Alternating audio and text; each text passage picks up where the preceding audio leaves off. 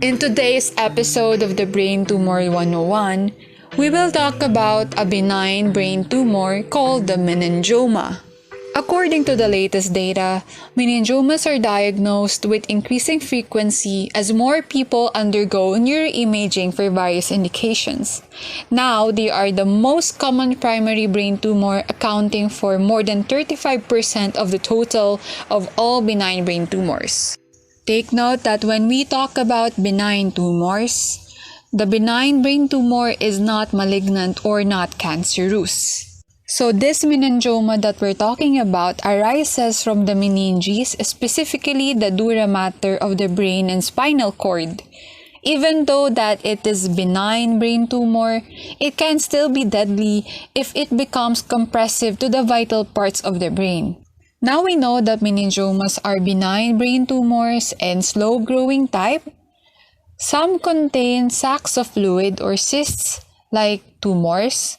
Some will have mineral deposits or calcifications, and others will have tightly packed bunches of blood vessels. So what are the risk factors for having meningioma? It is noted that there is a higher incidence of meningioma among females because of the expression of the estrogen and progesterone hormone. Also, they are common among patients with neurofibromatosis type 2.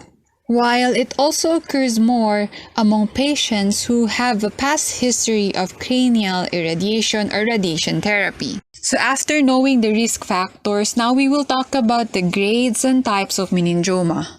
Meningiomas are classified by the WHO into 3 histologic grades of increasing aggressiveness.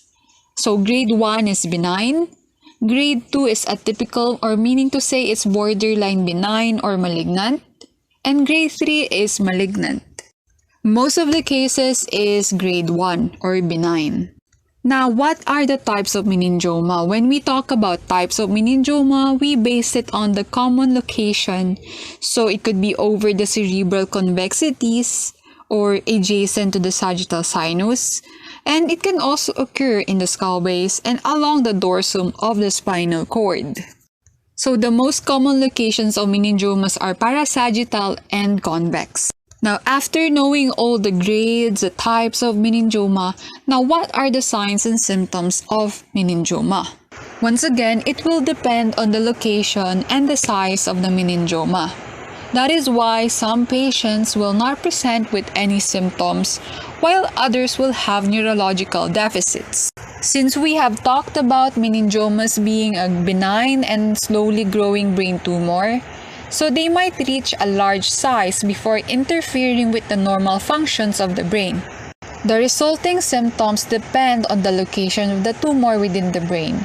So, headache and weakness in an arm or leg are the most common symptoms.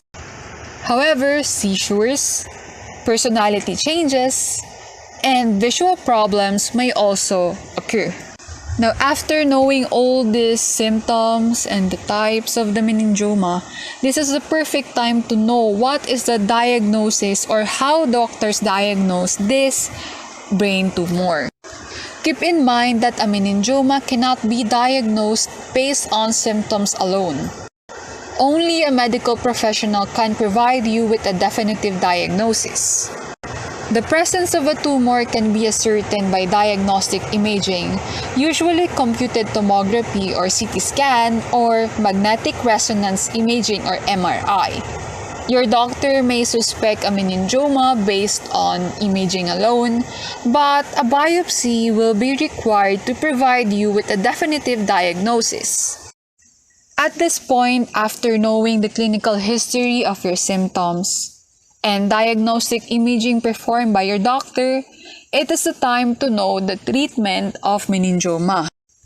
If your meningioma is not causing symptoms or you are asymptomatic, or if your symptoms are mild or tolerable and not getting noticeably worse, your doctor may recommend simple observation. When we say simple observation, this involves diagnostic imaging repeated periodically to monitor the size of your meningioma. It is usually done annually or twice in a year, with serial imaging and brain MRI. But if now the patient is presenting with symptoms or severe symptoms, then now is the time to consider surgery. Surgery and radiation therapy are the most common forms of treatment for meningioma.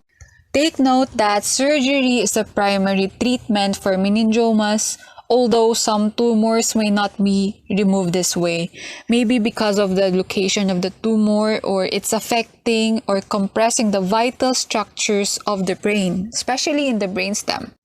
If that's the case, then radiation therapy may be used to tumors that cannot be removed with surgery, or tumors that are not completely removed in surgery, like if the tumor is malignant or if there are history of recurrent, or meaning to say, the tumor came back once again after the surgery.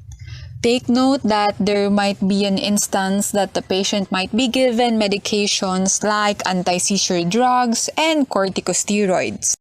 Above all, careful observation is sometimes the best course of action for patients with meningioma. That is why we have said a while ago that serial scans of MRI or CT scans are performed at regular intervals. And if there are any new or unusual symptoms, then it should be reported to your doctor right away. I just want to tell you that there's no single or automatic treatment approach which works best for everyone. That is why each patient with meningioma is individualized according to the patient's need. This is always the primary goals of our doctors in order to provide the best management for our brain tumor survivors. Thank you for listening to the Brain Tumors 101 by Clerk Castro. I hope that you learned a lot, and may we see you next time.